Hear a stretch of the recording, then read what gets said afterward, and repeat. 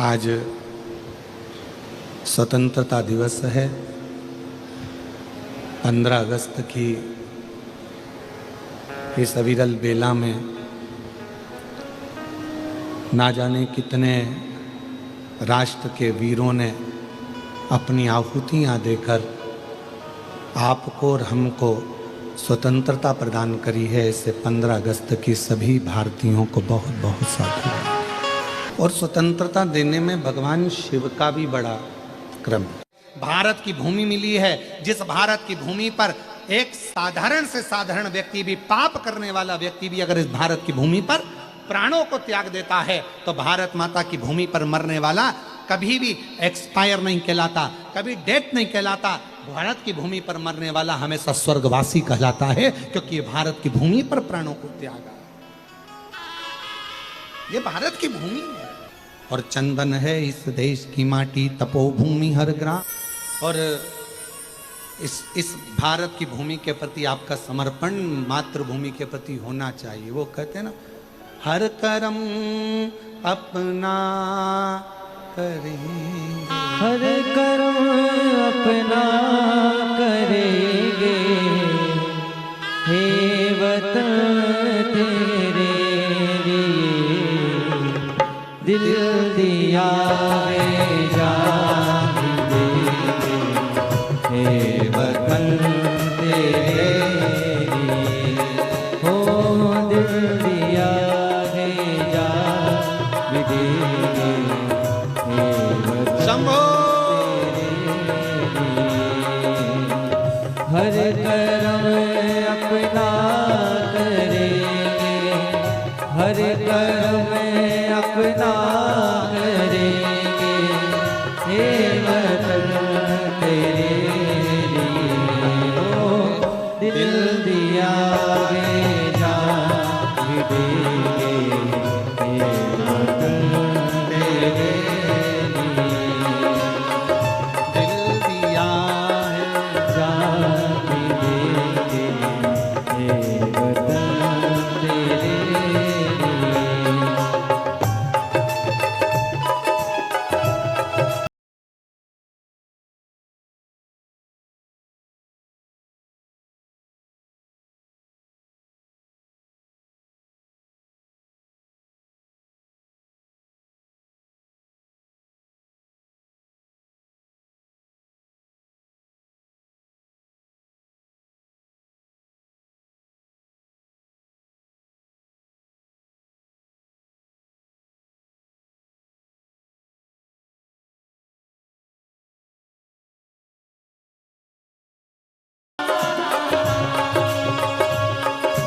तू मेरा धर्मा, तू मेरा धर्मा, तू मेरा अभिमान रे।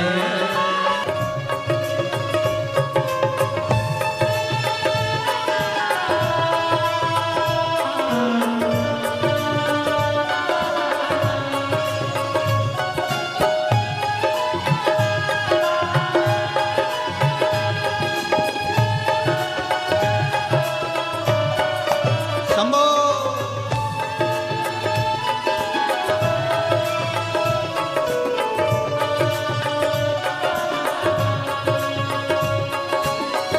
तेरी गलियों में चला कर नफरतों की गोलियां लूटते हैं कुछ लुटेरे, दुल्हनों की डोलियां लुट रहे हैं आप अपने घरों को लूट कर, लुट रहे हैं आप अपने घरों को लूट कर, खेलते हैं बेखबर अपने लहू से होलियां, हम जिएंगे और आओ जरूर कहिए। श्री शिवाय नमस्तु। श्री शिवाय नमस्तु, श्री शिवाय नमस्तु, श्री शिवाय नमस्तु। श्री शिवाय नमस्तु भोला सब दुख काटो मारा। ओ भोला सब दुख काटो मारा। शिव शंकर जपो तेरी माला। भोले बाबा जपो तेरी माला। भोला सब दुख काटो मारा। ओ भोला सब दुख काटो मारा। देश है मंगल मंगलकारी। देश है मंगल मंगलकारी। शमशान वासी हमारा। शमशान वासी हमारा। भोला सब दुख काटो मारा। ओ भोला सब दुख काटो मारा।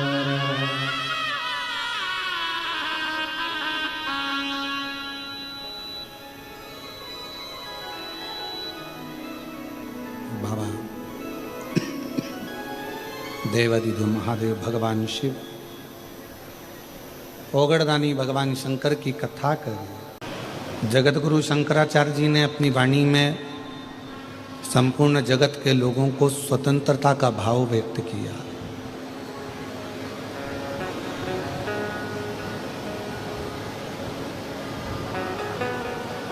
कि बंधन किसी भी चीज का ठीक नहीं होता। पाँव में अगर आप चप्पल पहन रहे हो, जूता पहन रहे हो, और वो जूता भी अगर आपको दबाता है तो आप जूता बदल देते हो। पाँव में चप्पल पहन रहे हो, वो चप्पल भी यदि आपको दबाती है, पाँव मेरा शंकर वहां करुणा करने पहुंच जाए। मेरे शंकर भगवान, मेरे शिव, मेरे ओघड़दानी, मेरे शंभु, मेरे त्रिकालदर्शी, कैलाशी, अविनाशी शिव सीमाओं में नहीं बंधे हैं। संसार सीमाओं में बन सकता है, परिवार सीमाओं में बन सकता है, कुटुंब सीमाओं में बन सकता है, देश सीमा के अंदर बन सकता है, प्रदेश सीमाओं में रह सकता है, पर शिव सीमा में नहीं है।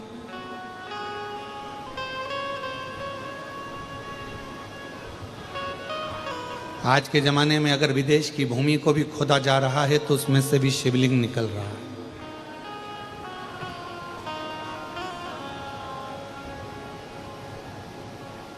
क्योंकि शंकर भगवान की कोई सीमा नहीं।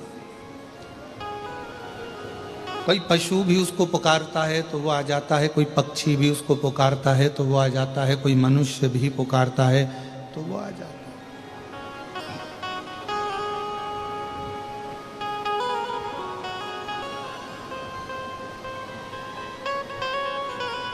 सीमाओं में बंधा हुआ परमात्मा कभी नहीं होता।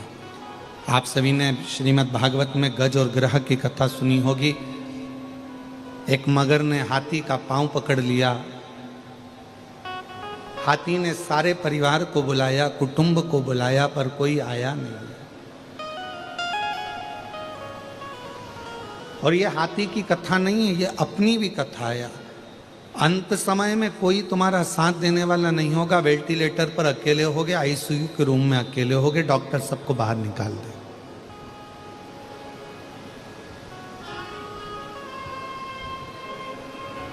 विपदा की घड़ी में कोई साथ देने वाला नहीं होता। विपदा की घड़ी में आपका विश्वास, आपकी मन की दृढ़ता, भरोसा ही आपका साथ देता है। और मगर ने पकड़ लिया।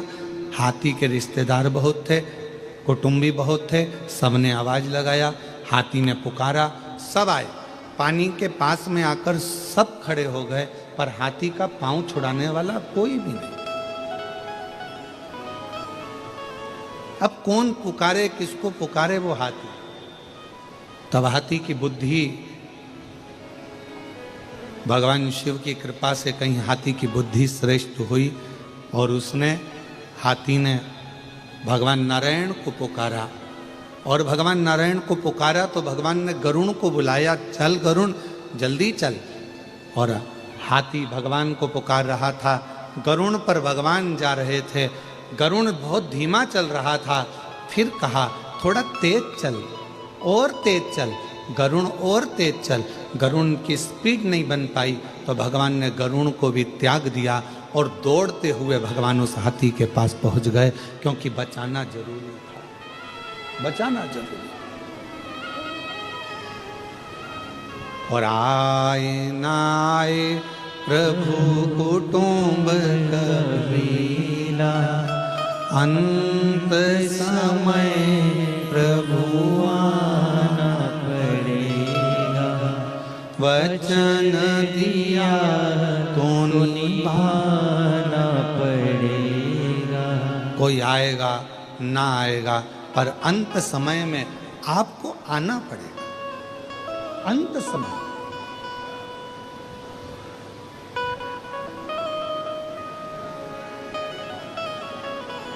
हमारे भारत की भूमि पर बिहार के मधुबनी में एक महादेव का मंदिर है। स्वयंभू प्रगट मेरे शंकर भगवान का एक शिवलिंग है, जिसको उगना महादेव कहते हैं। कौन सा महादेव है? उगना महादेव। आप लोग बोलो एक बार जम के, उगना महादेव। उगना, उगना महादेव। फिर से बोलो, उगना महादेव। ये भारत की भूमि पर वो शिवलिंग है जो स्वयंभू प्रकट है। मधुबनी जिला बिहार के अंतर्गत ये उगना महादेव आते हैं।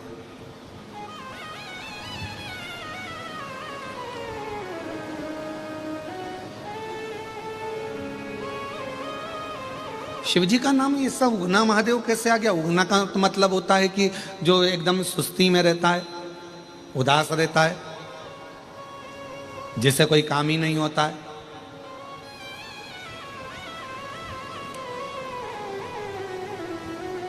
और भगवान शंकर का नाम उगना महादेव हो गया। शिव कथा कह रही है, भगवान शंकर का चरित्र कह रहा है। एक विद्यापति थे, बड़े अच्छे कवि थे, बहुत अच्छी कविता का पाठ करते थे, मैथिली थे, और अपनी कविता वो किसी को नहीं सुनाते थे। अगर सुनाते थे तो केवल देवाधिदेव महादेव को सुनाते थे, और किसी से अपने मन का भाव वो कहते नहीं थे। कविताओं के माध्यम से शिव जी की स्तुति किया करते थे। उस समय पर आप स्माइल देना भूल गई, इसलिए ये फोटो बिगड़ गया। कपड़े से फोटो अच्छा नहीं आता, सुंदर स्वरूप से फोटो अच्छा नहीं आता। आप कैसी भी हेयर स्टाइल कर लो, उससे फोटो अच्छा नहीं आता। आप कैसे कपड़े आभूषण धारण करे हो, उससे फोटो अच्छा नहीं आता। शिव महापुराण की कथा कहती है, फोटो को अच्छा लाने के लिए आपके चेहरे पर आप कैसे भी कपड़े पहने हो, कैसी भी हेयर स्टाइल है, कैसा भी चेहरा है, कैसा भी कुछ भी है, पर आपके चेहरे पर अगर स्माइल है तो फोटो अच्छा आकर ही रहता है। उसी तरह अंत समय में तुम्हारा बचपन कैसे भी गया, जवानी कैसी भी गई हो, अधेड़ी कैसी भी गई हो, पर बुढ़ापा जैसे ही आए, और बुढ़ापे में जब मरने का समय आए, अंतिम श्वास चल रही हो, उस समय पर वैकुंठ अधिपति मेरे नारायण कैमरा लेकर खड़े होंगे, तुम्हारे प्राण छूट रहे होंगे, अंतिम श्वास चल रही होगी, और वो परमात्मा भी कहेगा अब बुढ़ापा है, मरने का समय है, थोड़ा सा स्माइल दे ले। स्माइल का मतलब है थोड़ा सा राम कह ले, कृष्ण कह ले, शिव कह ले। अंतिम समय में अगर थोड़ा सा भी भगवान का नाम ले लिया, फोटो सुधर गया। और अंत समय, सब बोलो सब, प्रभु आना पड़ेगा, वचन दिया तो निभाना पड़ेगा। और आए ना आए प्रभु कुटुंब कबीरा, अंत समय प्रभु आना। कोई पैसा देगा नहीं। बचपन गया जाने दो, तुमने कपड़ा कैसा भी पहना जाने दो, तुमने श्रृंगार, जवानी आई तुमने श्रृंगार कैसा भी करा जाने दो, अधेड़ी आई तुम कैसे भी जिंदगी जिए चलेगा, पर बुढ़ापा तुम्हारा बिगड़ना नहीं चाहिए। सबसे कठिन है बुढ़ापा, पर बुढ़ापे को संवारने का सबसे सुंदर तरीका है तुम्हारा मौन रहकर भगवान की भक्ति को धारण करना।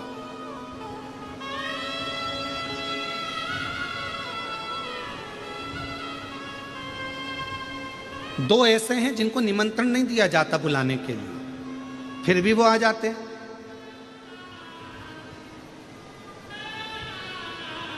और दुनिया में कोई ऐसा पैदा नहीं हुआ जो इन दो को निमंत्रण देता। जिंदगी की बागडोर हाथ दीना नाथ के, वो महलों में राखे चाहे झोपड़ी,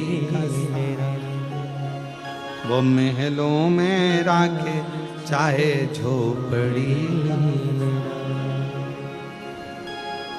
निर्भर करता है प्रभु के नाम पर,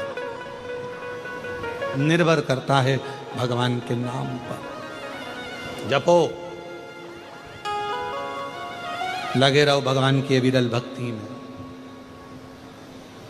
लगे रहो भगवान के भजन में। दोनों दूर रहेंगे, दोनों।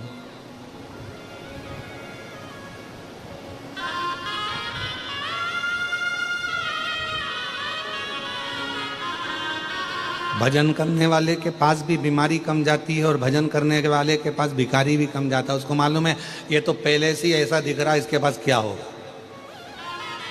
तो भिखारी सोचता है कौन है?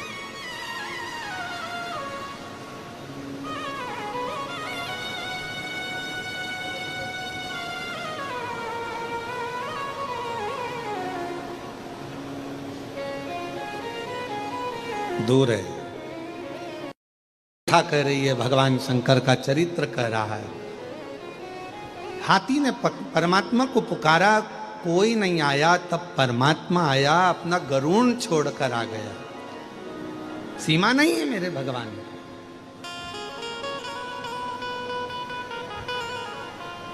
किसी भी देश में, विदेश में, प्रदेश में, गांव में, नगर में, शहर में, कहीं पर भी रहकर आप भगवान को पुकारना प्रारंभ करो। मेरा भगवान ये नहीं दे। अब आपके यहाँ तो ये तेलंगाना में तेलुगु चलती है, कर्नाटक में। एक बहन जी ने पत्र लिखा है, हम तो कल बोलने वाले थे कि किसी को कन्नड़ आती हो तो हमारे पास आकर पत्र पढ़ दो, हमको पढ़ना नहीं आ रहा। उनने कन्नड़ भाषा में लिखा है। एक बहन जी ने तेलुगु भाषा में पत्र लिखा और आगे शुरू में हिंदी में लिख दिया और लिखती है, और उसने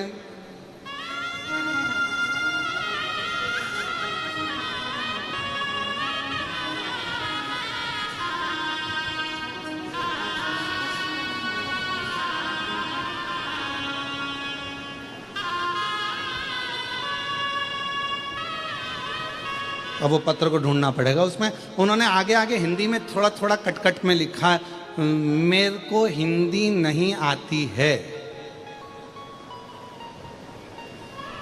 अब हमने सोचा इतना लिखा था तो पत्र भी वैसे ही लिख देती। पीछे लिखा पर पढ़े कौन दादा। लाओ जरा, इनमें से किसी को तो कन्नड़ आती होगी, लाओ इधर पढ़ो तो रहे जरा। जब तक अपन अपना गुनगुना ले। शंभो सर इधर आ जाओ। मिला एक कन्नड़ पढ़ने वाला मिला है जरा।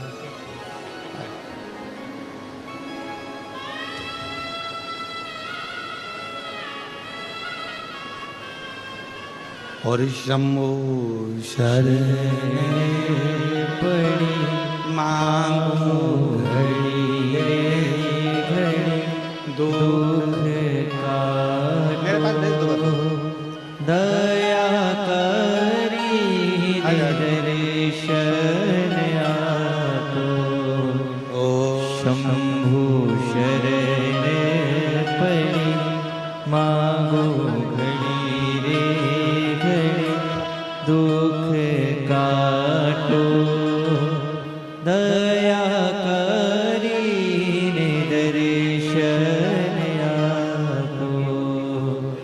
शंभु शरण पड़ी मांगो घड़ी रे घड़ी दुख काटो दया करीने दर्शन आपो शंभु शरण पड़ी मांगो घड़ी रे घड़ी दुख काटो दया करीने दर्शन आपो।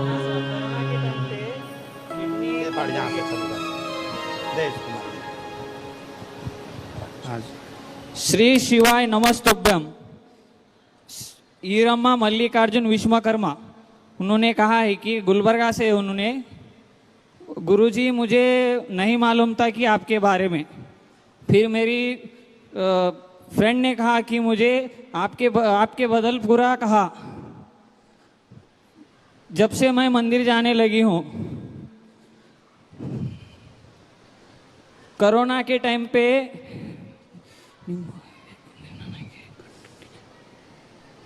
शंभो नहीं एक सेकेंड।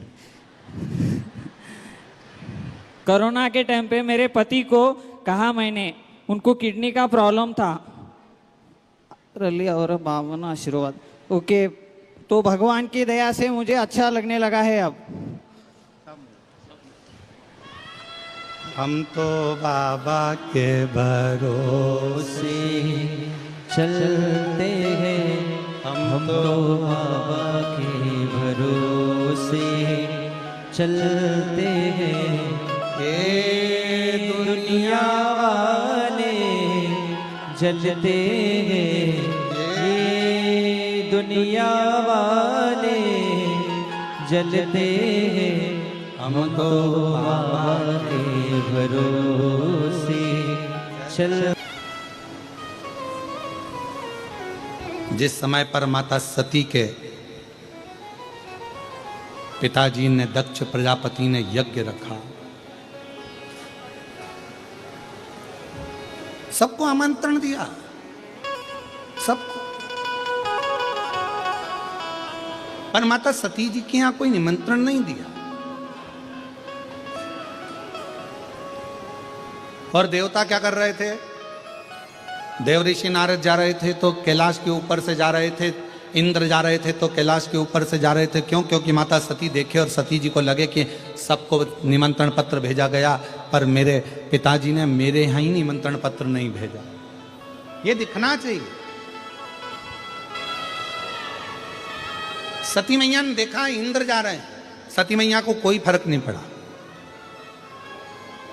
सती मैया ने देखा देव ऋषि नारद जा रहे हैं, सती मैया को कोई फर्क नहीं पड़ा।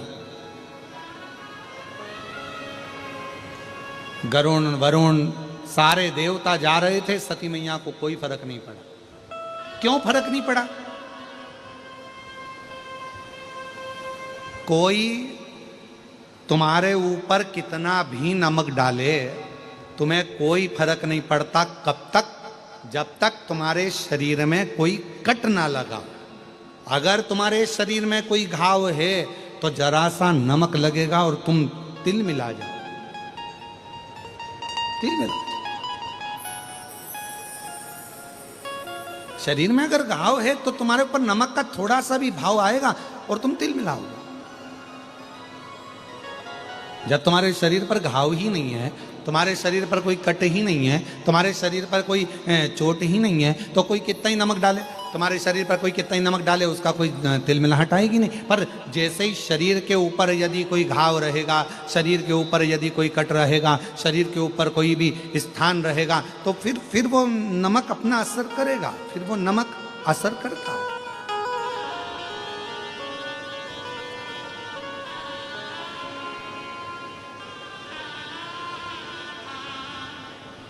फिर वो नमक अपना असर कर सकता है। शिव महापुराण की कथा भी यही कहती है, किसी व्यक्ति ने आपको गाली दी,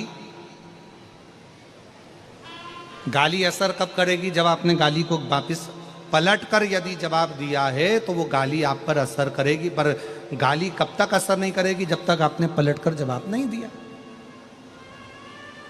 कोई पलटकर आप जवाब ही नहीं दे रहा।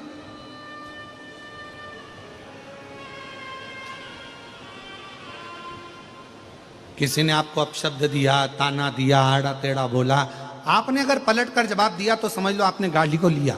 आपने पलटकर अपशब्द बोले तो मतलब आपने पलटकर उसने जवाब दिया है, तो मतलब उसने गाली को स्वीकार किया है। एक महाभारत का बड़ा सुंदर चरित्र है महाराज। जिस समय पर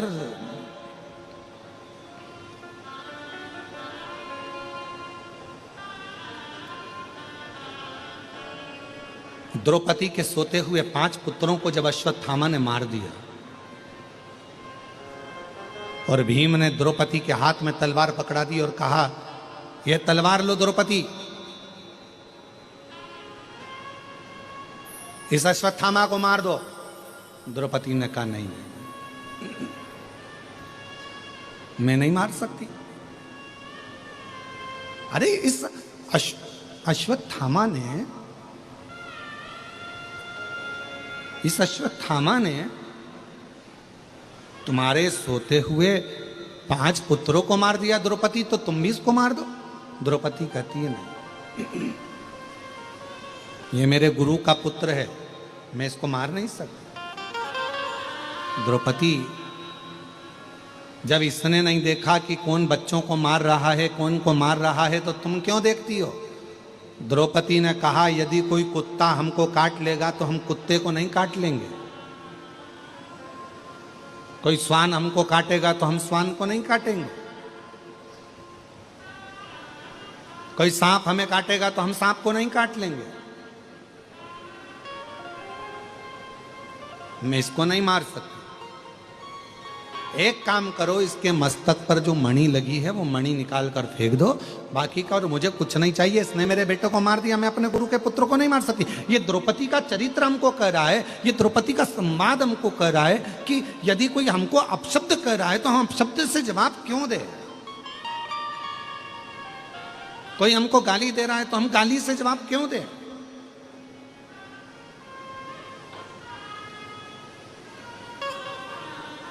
अगर हम पलटकर वही जवाब दे रहे हैं तो ये तो वही हो गया कि हमारे शरीर में घाव है।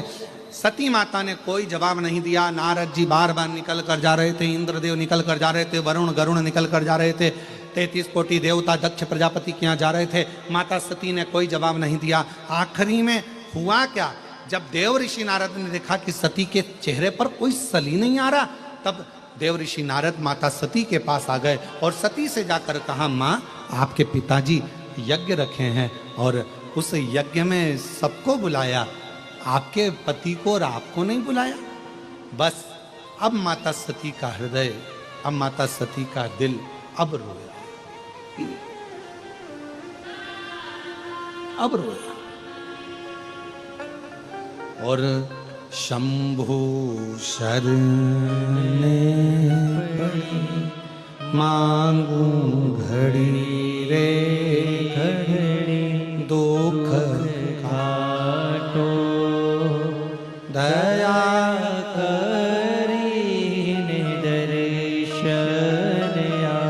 अब माता सती को लगा, और सती मैया को जैसे ही लगा तो माता सती ने अपने पति भगवान देवादिदेव महादेव से कहा, मेरे पिताजी के यहाँ यज्ञ चल रहा है, मुझे जाना चाहिए। शिव जी ने मना करा, सती मत जा। सती को समझाया, मत जा। सती मानने को तैयार नहीं, मुझे जाना चाहिए, मुझे पहुंचना है, मुझे जाना है, मेरे पिता के घर का यज्ञ है, मुझे जाना पड़ेगा। सती माता को खूब खूब भगवान शंकर ने समझाया, पर आखिरी में सती नहीं मानी और पिताजी के यहाँ यज्ञ में पहुंच गई। पहुंची तो देखा कि यहाँ सबके लिए स्थान था, पर माता सती ने देखा कि मेरे पति के लिए कोई स्थान नहीं था। मेरे पति के लिए कोई स्थान। नैनों से नीर माता सती के बह रहा था, आंखों से आंसू माता सती के बह रहे थे, नैनों से अश्रु माता सती के बह रहे थे। कोई स्थान नहीं।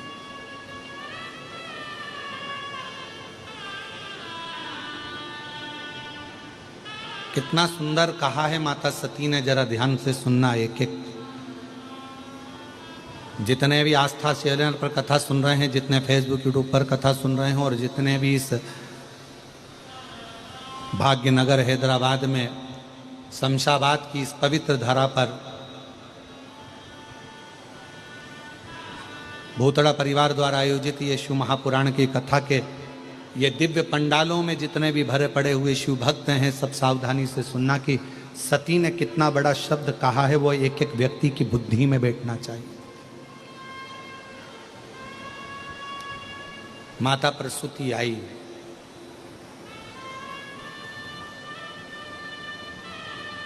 सती के सिर पर हाथ रखा। बेटी सती, बेटा सती, तू रोती क्यों है? तेरे नैनों में जल क्यों है? रोती क्यों है? ले,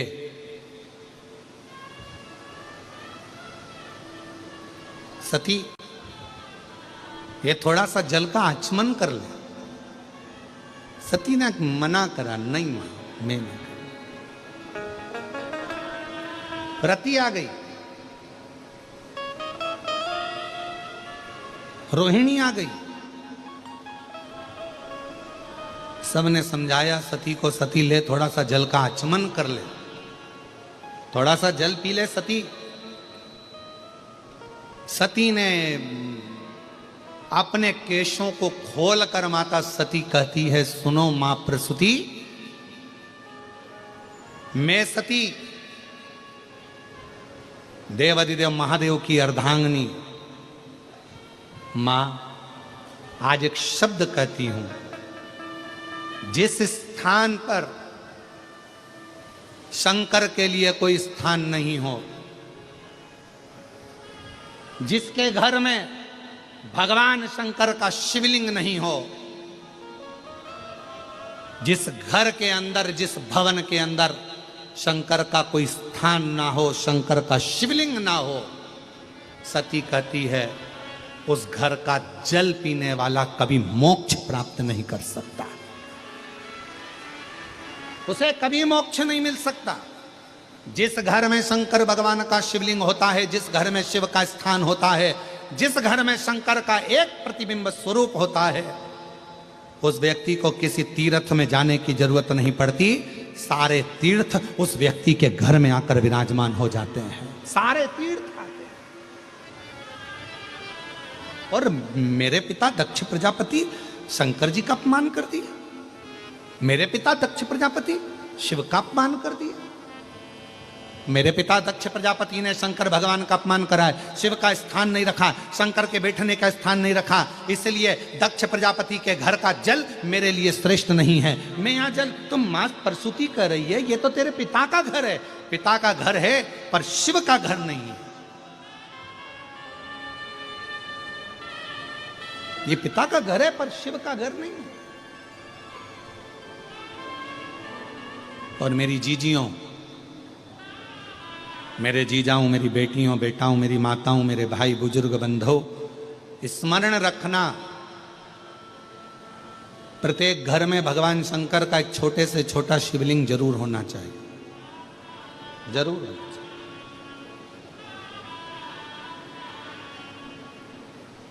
कल हमारे श्री ब्रजगोपाल जी भूतड़ा जी और श्रीमती दीपाली जी भूतड़ा जी दोनों एक प्रश्न कर रहे थे। कल उन्होंने कहा, गुरुजी हमारे पास में 2 शिवलिंग थे, तो किसी ने कहा कि एक शिवलिंग रखो, एक शिवलिंग हटा दो, तो उसको रखना चाहिए नहीं रखना चाहिए। हमने कहा, हमने कल भी कथा में कहा था, 1 से 1000 तक भी अगर तुम्हारे घर में शिवलिंग है तो वो दोष नहीं देते, वो तुम्हारा कल्याण ही करते।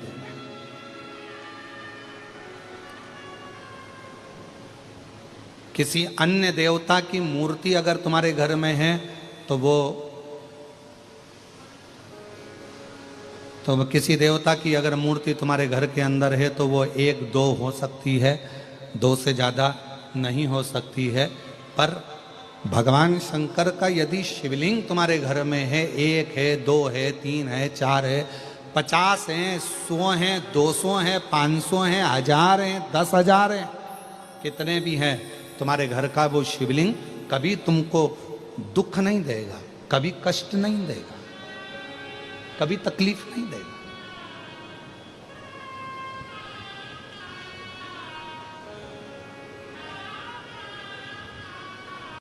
कितने भी शिवलिंग। और हां, एक बात याद रखना, अगर तुम्हारे घर के अंदर कोई शिवलिंग नहीं है तो शिव महापुराण की कथा कहती है, सती माता का चरित्र कहता है, फिर उस घर से गया हुआ व्यक्ति कितने भी तीर्थ कर आए, कितने भी तीर्थों का जल लेकर आ जाए और कितने भी तीर्थ कर आ जाए, उस तीर्थ का कोई फल नहीं होता अगर घर के अंदर शिवलिंग नहीं होता। घर के अंदर शिवलिंग का होना बहुत जरूरी, बोले छोटा सा, भले छोटा, वो घर में होना चाहिए। और मैंने तेरे ही भरोसे, एक पत्र अच्छा है देखिए, बाबा तेरे ही भरोसे हवा विच उड़ती जावांगी, बाबा डोर तो छड़ी ना में कटी जावांगी, भोले मैं तेरी पतक, शंभू मैं तेरी पतक। बहुत बड़ा पत्र है, हैदराबाद भी बड़ा है ना, इसलिए पत्र भी बड़ा है, ठीक है।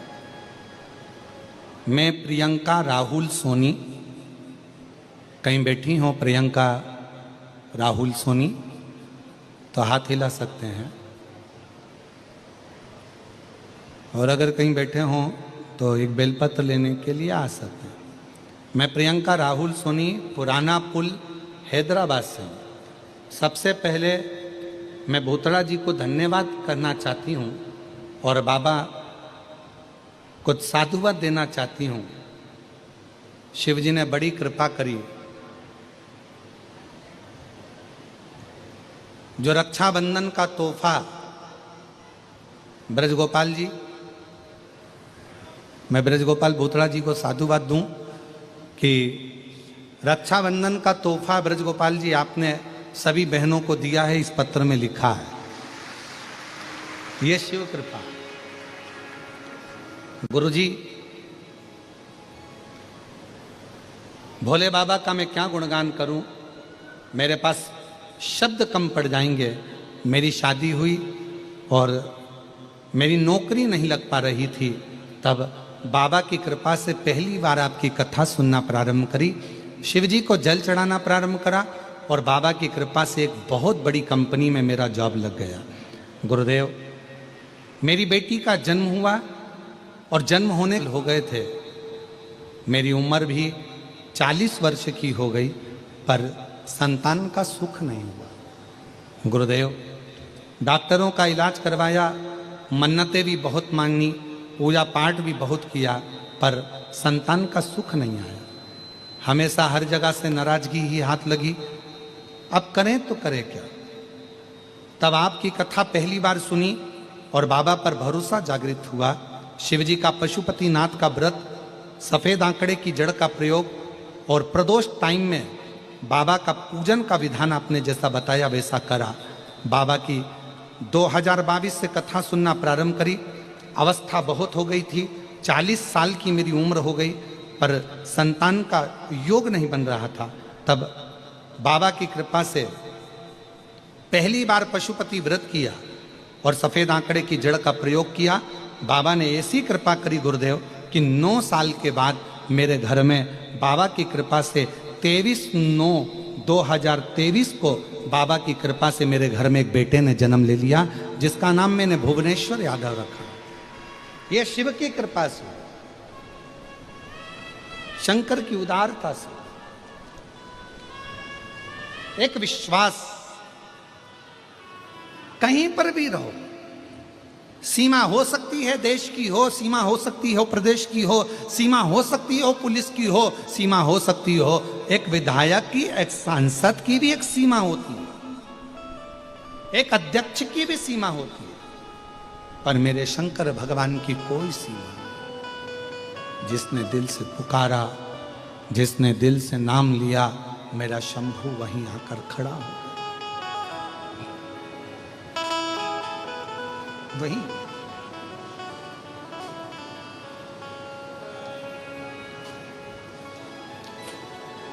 बस उसमें आपका दिखावा नहीं होना चाहिए। देखिए, सती माता से कह रही हैं, माता प्रसूति की ये थोड़ा सा जल का आचमन कर लो, और माता प्रसूति के शब्द सुनकर माता सती कह रही है, भले मेरे पिता का घर पर जल नहीं पीऊंगी, क्योंकि यहां शिव का स्थान नहीं है।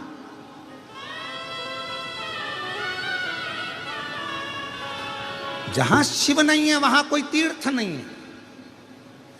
चाहे दुनिया में तीर्थ जाकर कितना भी जल इकट्ठा कर कर लेके आओ, कोई कहे हम गंगा का जल लाएं, कोई कहे हम सरयू जी का जल लाएं, कोई कहे हम मंदाकिनी का जल लाएं, कोई कहे हम यमुना जी का जल लाएं, कोई कहे हम छिपरा का जल लाएं, कोई कहे हम नर्मदा का जल लेकर आए। सारी दुनिया का जल एकत्रित कर लो, सारी दुनिया का सारे देवताओं को एकत्रित कर लो, पर यदि शंकर का कोई स्थान नहीं, शिवलिंग नहीं, तो उस घर के जल का भी कोई महत्व नहीं।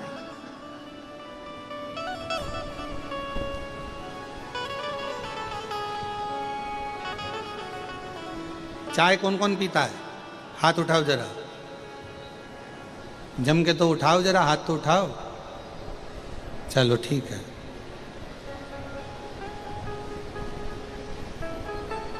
चाय की पत्ती को कितना भी उकालो, उसमें कड़वाहट होती कि नहीं होती है? चाय में कड़वाहटपन होता है कि नहीं होता है? होता है ना। शक्कर डाल दो चाय की पत्ती में, उसका कड़वापन जाएगा क्या? जम के तो बोलो। और शक्कर डाल दो चाय की पत्ती में, उसका कड़वापन जाएगा क्या? नहीं जाएगा। चाय का कड़वापन कब जाएगा? जब चाय में थोड़ा सा दूध डल जाएगा। दूध चाय के अंदर गया कि उसका कड़वापन समाप्त हो जाएगा। उसी तरह पूरी जिंदगी कड़वी है। मनुष्य की देह मिली है भोगने के लिए। कभी परिवार, नाते, रिश्ते, कुटुंब, कबीले, ये सब चलेंगे। सारा दुख जिंदगी का हमारे सामने आएगा, सबका सामना करना पड़ेगा। ये दुख, ये कड़वापन हमारी जिंदगी में चलता रहेगा। चाय में कड़वापन रहता है, कड़वाहट रहती है, पर चाय में कितनी भी शक्कर मिलाकर उकाल लो, पर चाय का कड़वापन चाय में हमेशा रहेगा। पर चाय के कड़वेपन को यदि कम करना है तो उसमें दूध डालना पड़ेगा, चाय का कड़वापन समाप्त हो जाएगा। शिवाय नमस्तुभ्यं। सब बोलिए श्री शिवाय नमस्तुभ्यं। श्री शिवाय नमस्तुभ्यं। श्री शिवाय नमस्तुभ्यं। श्री शिवाय नमस्तुभ्यं। मात्र उच्चारण मात्र से जीव जब पुकारे ओम नमः शिवाय। अब कोई कहे गुरुजी ओम स्त्री को बोलना चाहिए कि नहीं बोलना चाहिए, पुरुष को कैसे बोलना चाहिए, स्त्री को कैसे बोलना चाहिए, तो हम तो कहेंगे कोई प्रपंच में मत फंसो, तुम्हारा मन करे, तुम्हारा दिल करे वैसे भगवान को पुकारो। हाथी को स्तुति करना नहीं आती थी, हाथी कोई मंत्र नहीं जानता था, हाथी कोई पाठ करना नहीं जानता था, हाथी कोई स्तुति करना नहीं जानता था। बस हाथी ने तो एक पुष्प कमल का तोड़ा और भगवान को ऊपर देखकर पुकारने लगा, और भगवान नारायण गरुण छोड़कर भागकर हाथी के लिए पधार गए, हाथी के लिए दौड़ पड़े।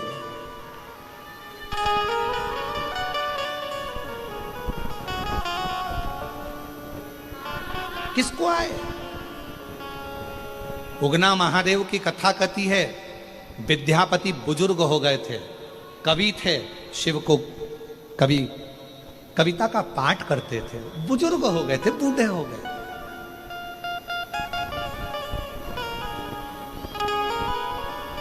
विद्यापति, उगना महादेव की कथा कथी है। विद्यापति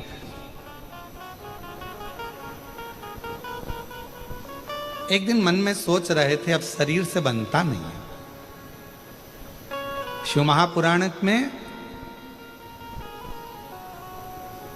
वायव्य संहिता में भगवान तुमरुका जी चंचुला देवी से कहते हैं कि चंचुला सुनो, ब्रह्मा ब्रह्मलोक में रहते हैं, भगवान विष्णु बैकुंठ लोक में रहते हैं, भगवान शंकर मृत्यु लोक के देवता हैं, पृथ्वी के देवता हैं। जब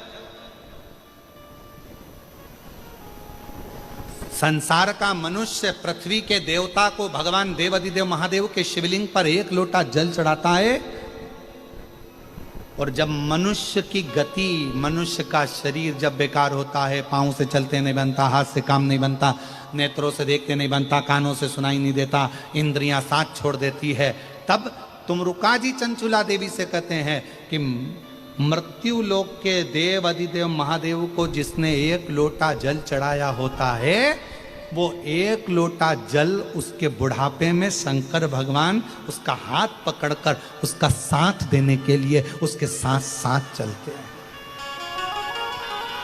साथ। इसलिए सारी समस्या का हल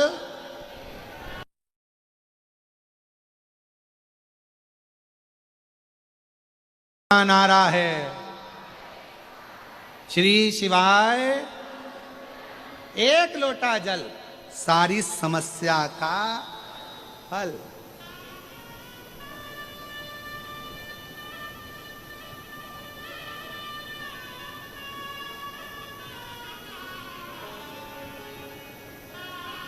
शिव जी को एक लोटा जल चढ़ाओ, शंकर जी का ये चढ़ा हुआ जल एक ना एक दिन काम आएगा।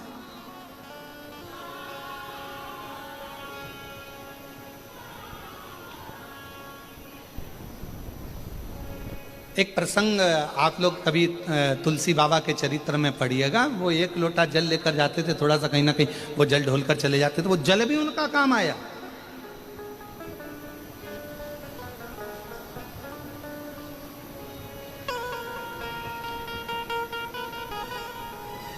चलो एक बात और, एक प्रैक्टिकल करके देखो, कहीं सियोर वाला महाराज जी कहीं गड़बड़ तो नहीं बोल रहा है, तो प्रैक्टिकल जरूर करना।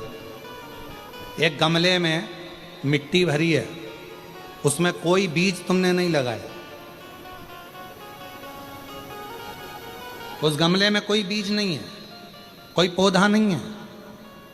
तुम एक काम करो कि रोज उस गमले में थोड़ा थोड़ा जल डालना चालू करो।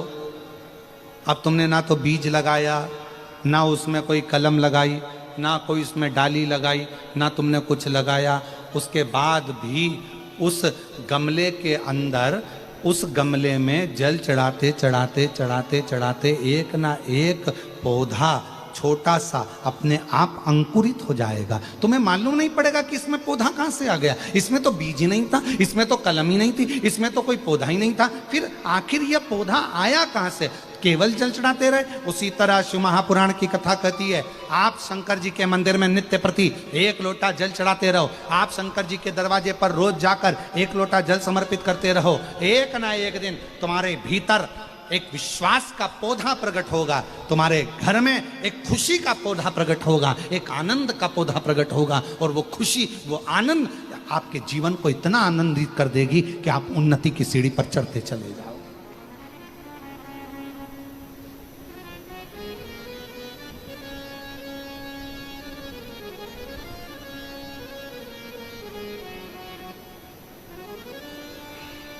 उगना, महादेव की कथा कहती है, विद्यापति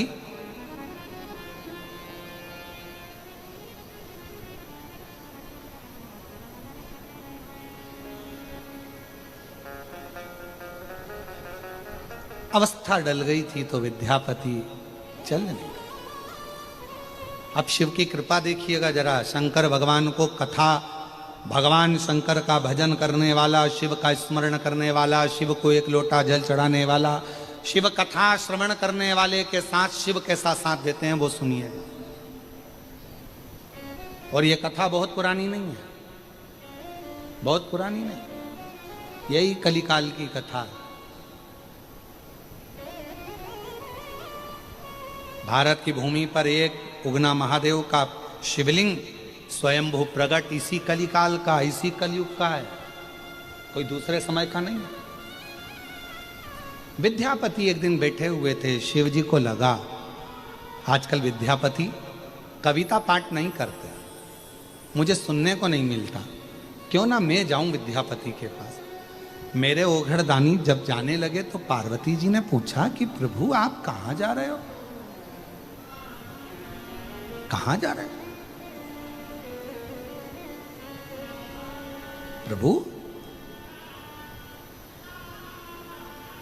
और हो के नंदी पैसावा, सुन के भक्तों कहां जा रहे हो, किस जगह पर जा रहे हो?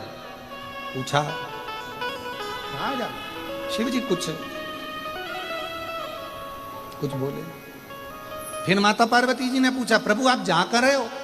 शंकर भगवान कुछ नहीं बोले। फिर माता पार्वती जी ने फिर पूछा तो पार्वती जी के शब्द सुनकर शिव जी ने कहा एक विद्यापति है, बहुत अच्छा कविता का पाठ करता है, जब वो कविता पढ़ता है तो मुझे बड़ा सुनने में आनंद आता है, परंतु अब शरीर उसका ढल गया है, तो मैंने सोचा अब उससे नहीं बनता तो मैं उसकी सेवा करूंगा। शिव जी आप सेवा करोगे? हाँ भोले बाबा आप? हाँ। पार्वती जी ने कहा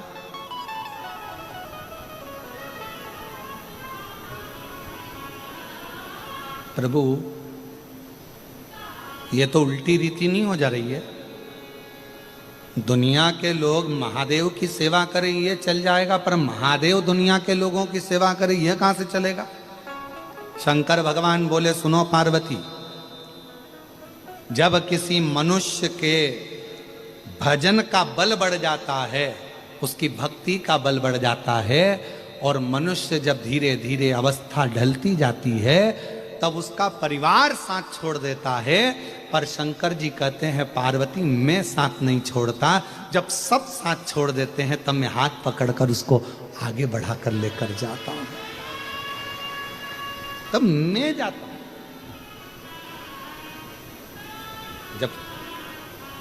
जब कोई नहीं आता भोले बाबा आते हैं,